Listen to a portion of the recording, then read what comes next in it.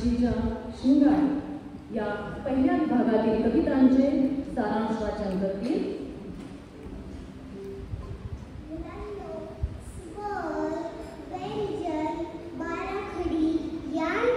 शब्दांची निर्मिती होत असते.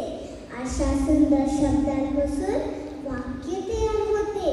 वाक्यांपासून सुंदर सुंदर कविता बनतात. म्हणूनच वेलांटी, उकार, काना, मात्रा यांचे महत्त्व सांगणारी कविता शब्दांचे घर आपल्या समोर सादर करण्यासाठी जोहान खान याला व्यासपीठावर आमंत्रित करतो.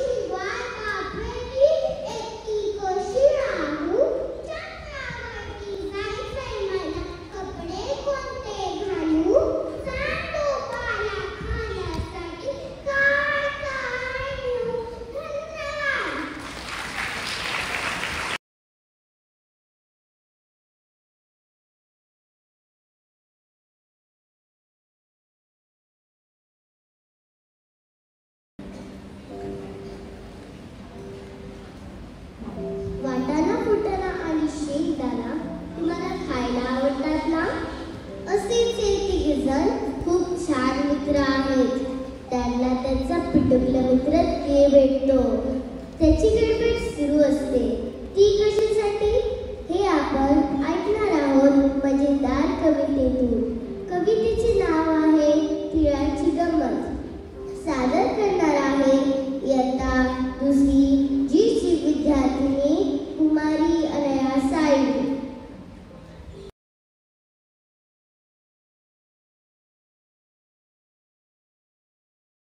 नमस्कार. माझे कवितेचे नाव आहे तिळाची गंमत. वाटाणा फुटाणा शेंगदाणा उडत चालले टनाटना. वाटेत भेटतात तिळाचं कोण, हसायला लागले तिळजण. तिळा तिळा कसली गडबड, सांगायला वेळ नाही, थांबायला वेळ नाही. तीळ चालला भर भर, थांबत नाही पळभर. वाटेत लागले ताईचे घर. तीळ शिरला आत, थेट स्वयंपाकघरात. ताईच्या पुढ्यात रिकामी परात. हलवा करायला तीळ नाही घरात. ताई बसली रुसून, तीळ मनाला हसून. घर मला पाकात, हलवा करधोकात. ताईने घेतले तीळ परातीत. चमचे थेप थेप पाक ओतीत.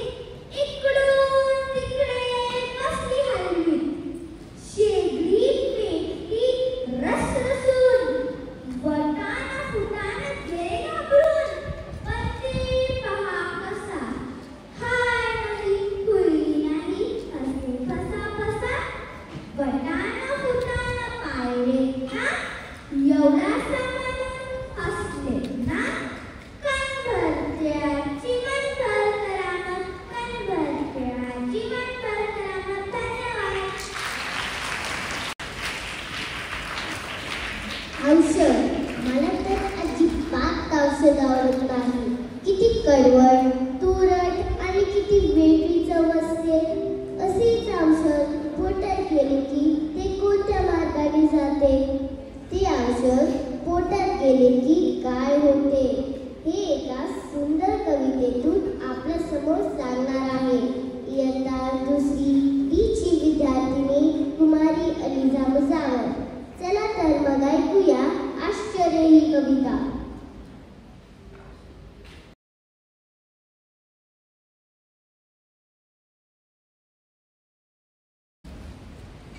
नमस्कार. माझी कवितेचे नाव आहे आश्चर्य. पोट दुखो, पाठ दुखो, हात दुखो, मान, डोकं दुखो, पाय दुखो, नाक दुखो, कान. काही झालं तरी आपलं औषध पोटात घ्यायचं. औषधाला कसं कळतं, कुठल्या गल्लीत जायचं, जिथे दुखतं तिथे कसं हे औषध पोचतं. उजेड नाही, दिवा नाही, त्याला कसं दिसतं. हात गल्ली, पाय गल्ली, पाठीचा पठार, छातीमधला मोठा चौक, पोटाचा उतार, पापण्यांच्या बोळामधून इकडे तिकडे वाटा. औषधाला कसं कळतं, कुठून जातो वाटा. लाल हिरवे दिवे नाही, नाही पाटी खुणा. पोलीस दादा कुठेच नसतो, वाटा पुस्तक खुणा. आई असं वाटतं की इतकं लहान बाळ.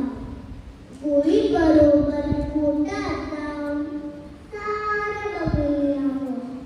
आईनं गपकन म्हटलं, म्हणे बरी आठवण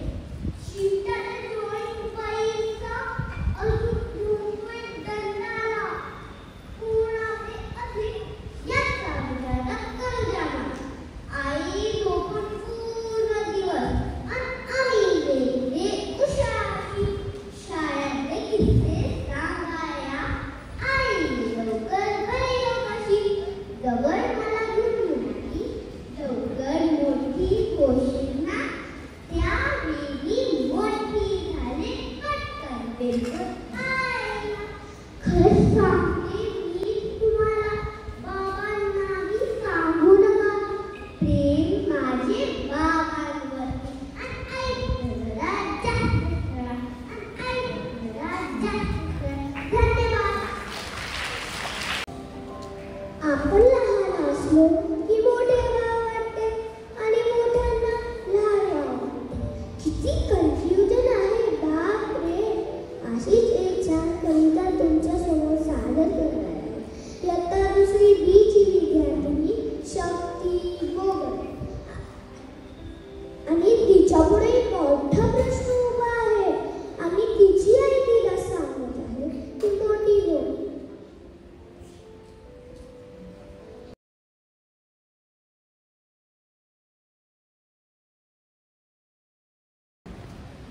नमस्कार, माझ्या कवितेचे नाव आहे आई म्हणते मोठी हो.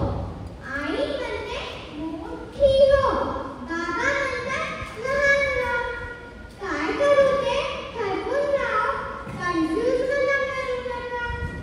सूर्य बोला पूर्वेला आणि पश्चिमेला मावळला. आई म्हणते हे पाटपट, बाबा म्हणतात रोज पहा. वरण भात भाजी पोळी, मेनू रोजचा हाच असा. आई म्हणते गुपचूप खा आणि बाबा म्हणतात चीज पिझ्झा. पहाटेची शाळा जाणे सुरू केली तो दुष्ट खरा. आई म्हणते अशी कुठली, बाबा म्हणतात झोप जरा. पाढे, होमवर्क, प्रोजेक्ट, ड्रॉइंग, वैताग मला नासा. आई म्हणते ढगोळा, बाबा म्हणतात दमशी बाळा. सारखी बोलते, सारखी चिडते, आईच्याला कंटाळा. बाबांसाठी का नाही ती हिंडा फिरा मावश करा. आई म्हणते मोठी हो, बाबा म्हणतात लहान राह. काय करू ते ठरवून घ्याव, कन्फ्यूज मला करू नका. कन्फ्यूज मला करू नका. धन्यवाद.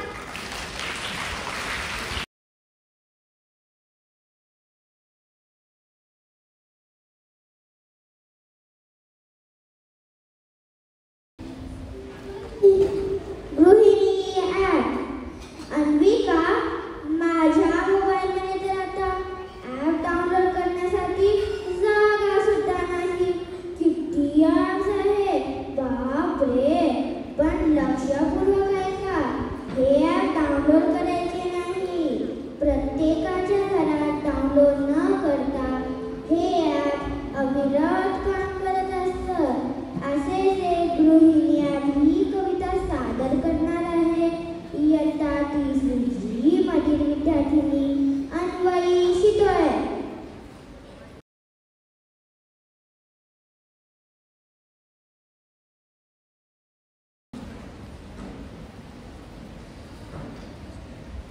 नमस्कार, कवितेचे नाव आहे गृहिणी ॲप. कवयित्री राजश्री फडचे. गृहिणी म्हणजे महत्त्वाचा गुणधर्म, जिच्याजवळ राहतं कायम घरातलं प्रत्येकाचा. फ्लॉवर मिळती मोगऱ्याला नाही आवडत. प्रत्येक भाजी चिंटू तो कांदा चिवडत. ताईसाठी मात्र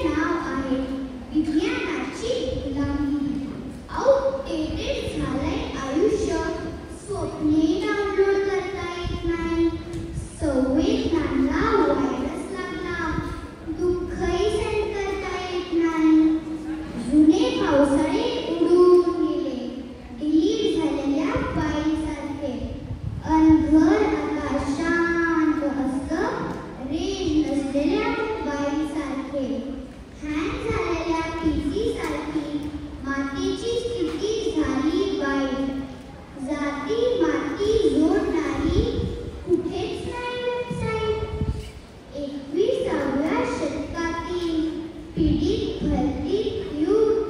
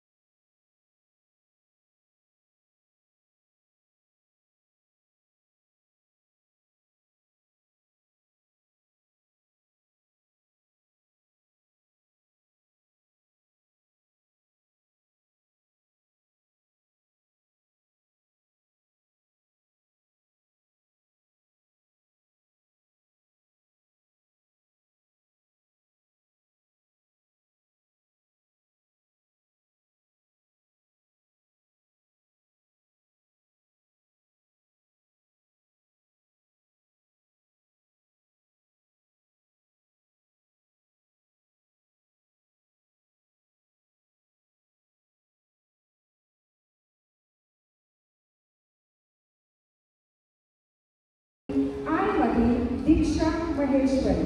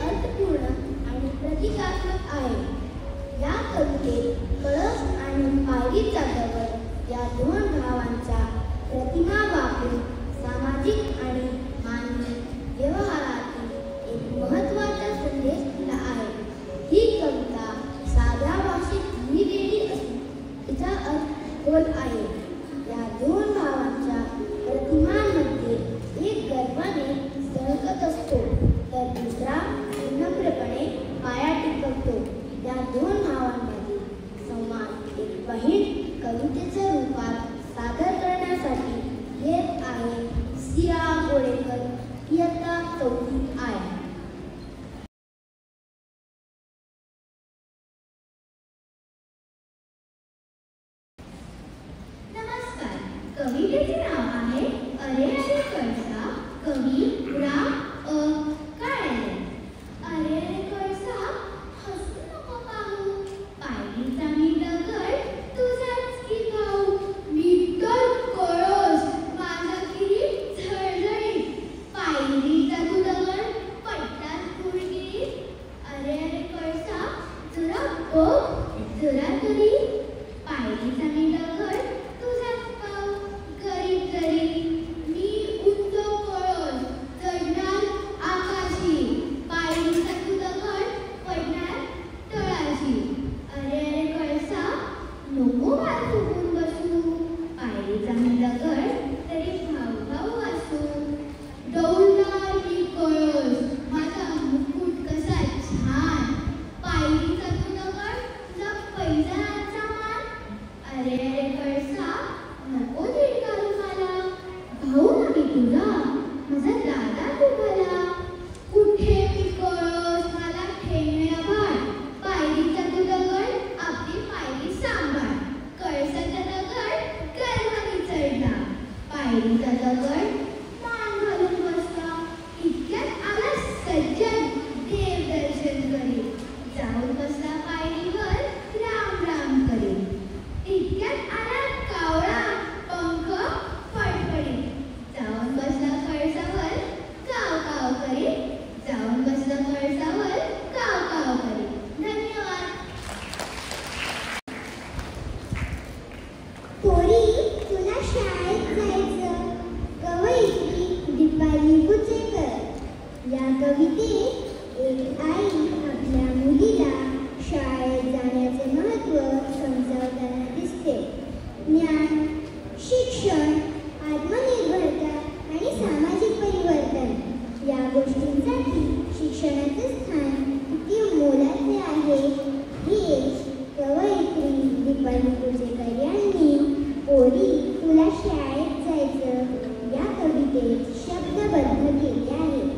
ही कविता शिक्षणाच्या माध्यमातून मुलींच्या आयुष्यात होणाऱ्या सकारात्मक बदलाबाबत आशावादी दृष्टिकोन देते. कविता सादर करण्यासाठी आपल्यासमोर येत आहे इयत्ता 4थी डी मधील अद्विता मासाळ.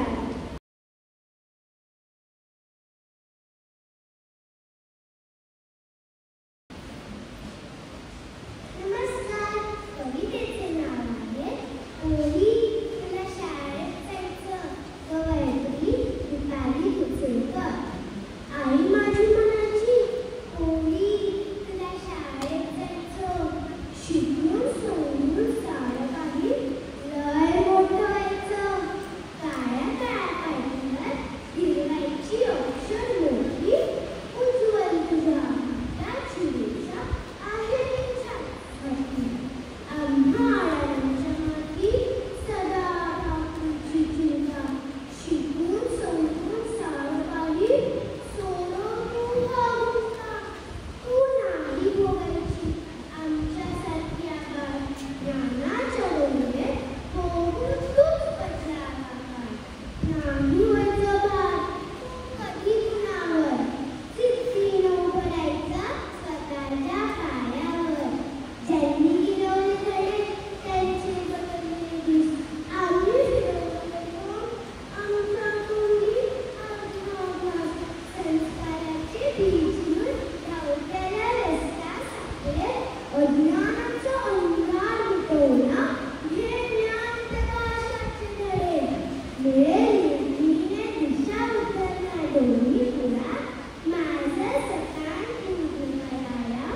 पोरी शिकू शाळा, शिक्षणाने मिळेल जे आभार मिळायचं, नाव जगात गाजवायला. पोरी तुला शाळेत जायचं, पोरी तुला शाळेत जायचं. धन्यवाद. कवितेचे नाव आहे सर, कवी रमेश तांबे. सर ही कविता एक हृदयस्पर्शी कविता आहे. शिक्षक म्हणजे विद्यार्थ्यांच्या आयुष्यातील मार्गदर्शन, प्रेरणास्थान आणि आधार असते. शाळेतील एका विद्यार्थ्याच्या दृष्टिकोनातून शिक्षकांच्या विषयी असलेले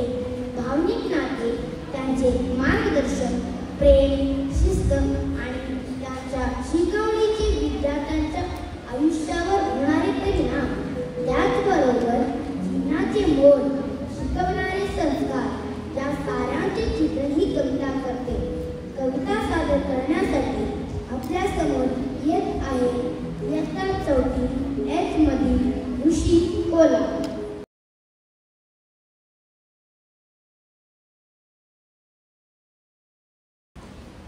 नमस्कार. कवितेचे नाव आहे सर. कवी रमेश तांबे. शाळेच्या पहिल्या दिवशी सर मला भेटले. कुणास ठाऊक कसे पण मित्र माझे झाले. वर्गात मी करामती करायचो. सर अरे वा म्हणायचे. माझ्यामधल्या उत्साहाला कौतुकाचे पाणी घालायचे. मी वेडी वाकडी चित्र काढायचो. सर म्हणायचे किती छान. भाषण करताना माझ्या ततकंप व्हायचे. तरी मी पाठीवर सरांची थाप माझ्या असायची. मला काय आवडतं ते सरांना न सांगता मी कळायचं. तर महिन्याला नवीन पुस्तक हातात त्यांच्या असायचं. फळ्यावर गणित सोडवताना हा सुई चुकायचो. मग हा धरून सरांचा मीच गणित सोडवायचो. बाळबुद्धीच्या कविता माझ्या सर घेऊन निर्मायचे. आल्या गेल्या पाहुण्यांना कौतुकाने दाखवायचे. मी चुकायचो, धडपडायचो. सर मला सांगायचे. मी ओरडायचो, रागवायचो. तेच समजून घ्यायचे. मनात भरून आत्मविश्वास. शाळेमधून बाहेर पडलो. आयुष्याच्या वाटेवर सरांना मीच विसरत गेलो. आज सर कुठे आले माहीत नाही मला. पण कौतुक करताना दुसऱ्यांचं मीच सर दिसतो जगाला. पण कौतुक करताना दुसऱ्यांचं मीच सर दिसतो जगाला. धन्यवाद.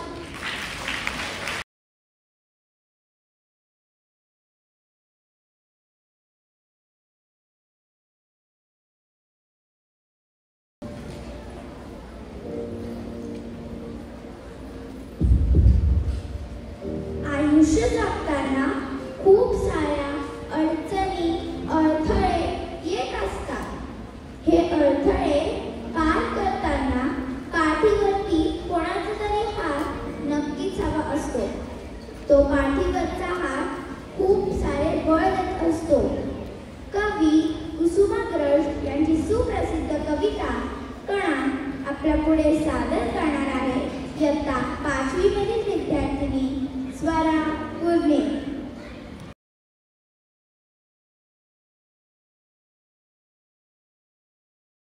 नमस्कार. माझे कवितेचे नाव आहे कणा. कवी कुसुमाग्रज. कणा. ओळखलं का सर मला कंसाला कोणी. ओळखलं का सर मला कंसाला कोणी. कोपऱ्यामध्ये स्पर्धा केली कंसावरती पाणी. क्षणभर बसला नंतर हसला. क्षणभर बसला नंतर हसला. बोलावरती पाहून कवा माय पाहुणी आली तिरी घाटात राहून. माहेरवाशी पोरीसाठी 4 भिंतीत नाचली. माहेरवाशी पोरीसाठी 4 भिंतीत नाचली. खूप हाती जाईल तशी बायको मात्र वाचली. भिंत खचली सून दिसली ओके नव्हते नेले. भिंत खचली सून दिसली ओके नव्हते नेले. तसं म्हणून कापल्यामध्ये पाणी थोडे ठेवले. कारभारीला घेऊन सगळे सर आता लढतो आहे. कारभारीला घेऊन सगळे सर आता लढतो आहे. पडकी भिंत काढतो आहे. चिखल काढतो आहे. खिशाकडे हात जाताच हसत हसत उठला. खिशाकडे हात जाताच हसत हसत उठला. पैसे नको सर मला जरा एकटीपणा वाटला. मोडून पडला संसार तरी मोडला नाही कडा. मोडून पडला संसार तरी मोडला नाही कडा. पाठीवर हात ठेवून नुसते लढ म्हणा. पाठीवर हात ठेवून नुसते लढ म्हणा. धन्यवाद. एक अशी व्यक्ती असते तिला नेहमीच गृहीत धरलेली असते. तिचा होकार नकार आपण कधीच विचारत नसतो. तरी प्रयत्नांची शर्त करून तिला घर संसाराचा गाडा ओढत असते. अशीच एक छानशी कविता तुला काही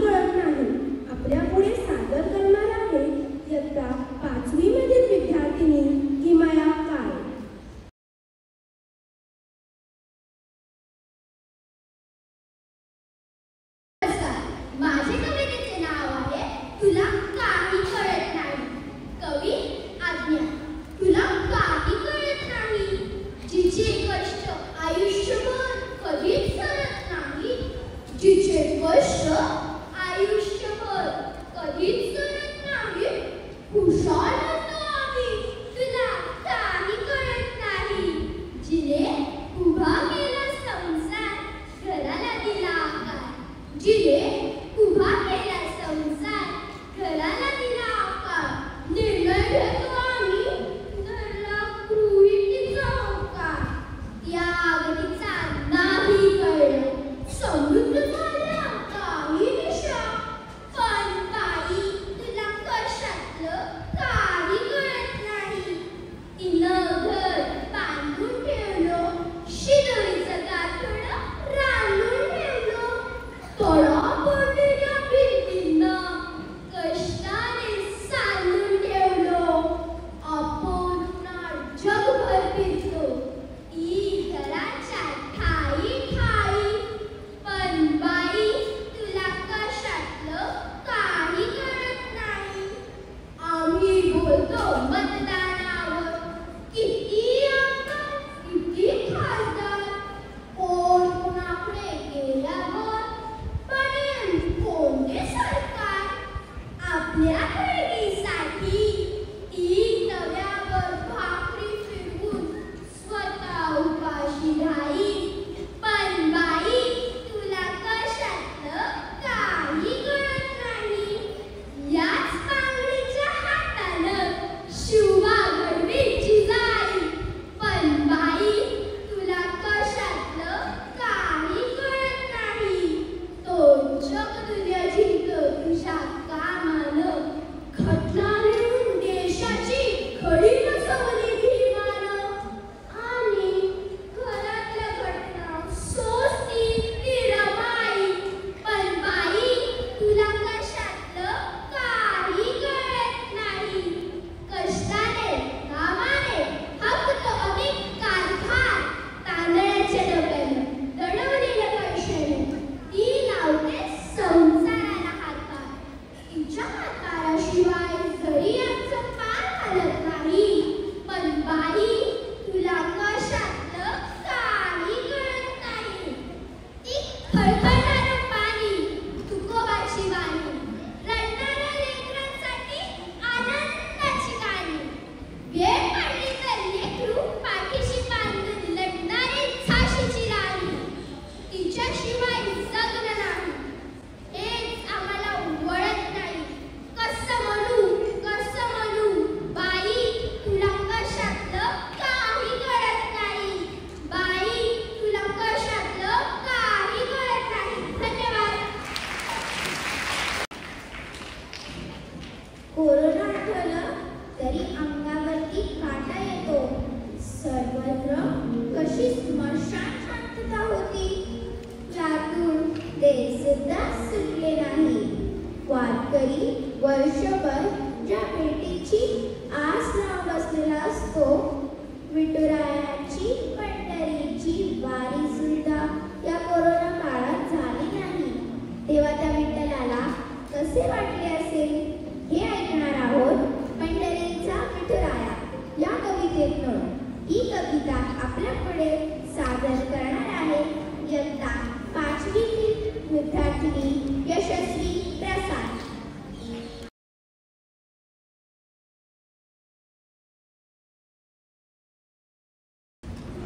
नमस्कार. माझ्या कवितेचे नाव पंढरीच्या विठुराया. कवी संघर्ष कराडे. पंढरीच्या विठुराया. पंढरीच्या विठुराया कसं काय रे बरं आहे का. पंढरीच्या विठुराया कसं काय रे बरं आहे का. यंदा वारी नाही रे. हो खरं आहे का. म्हणजे आम्ही यंदा लग्न नाही पण पांडुरंगाला पाहिजे नाही. अरे लेकरांनीच कशी आपली आई आणि बाबाकडे यायचे नाही. आम्हाला काही अडचण नाही. आम्ही डोळे झाकून घेतो. नाही आम्हाला काही अडचण नाही. आम्ही डोळे झाकून घेतो.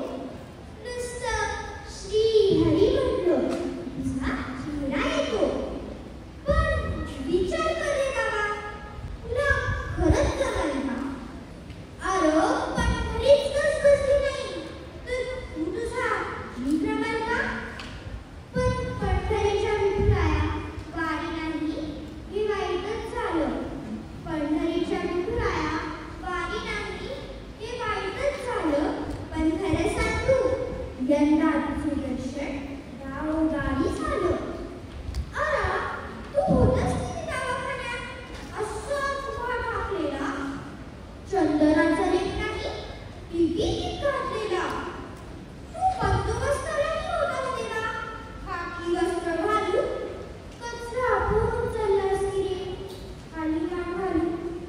पंढरीच्या विठुराया किती धडपडलास रे, पंढरीच्या विठुराया किती धडपडलास रे. एवढं सगळं करून पुन्हा सीमेवर पण चढलास रे.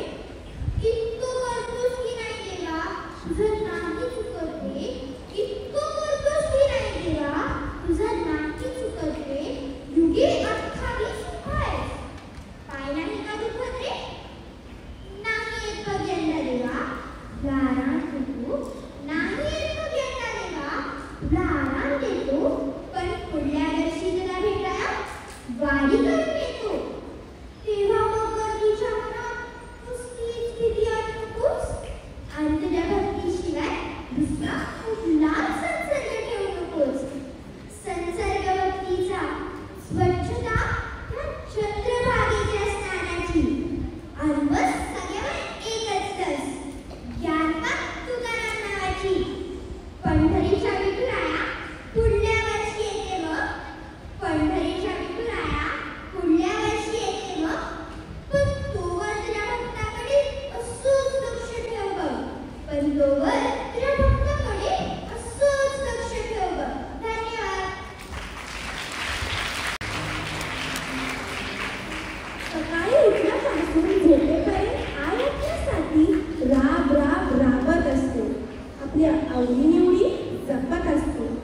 पण कधी विचार केला का आपल्या आईला काय आवडते? आईसाठी आपण देवाकडे काय मागितलं आहे का? अशी एक संकर्षण कराडे यांची आई ही कविता आपल्या पुढे सादर करणार आहे. इयत्ता 5वी मधील विद्यार्थिनी आभ्या करेल.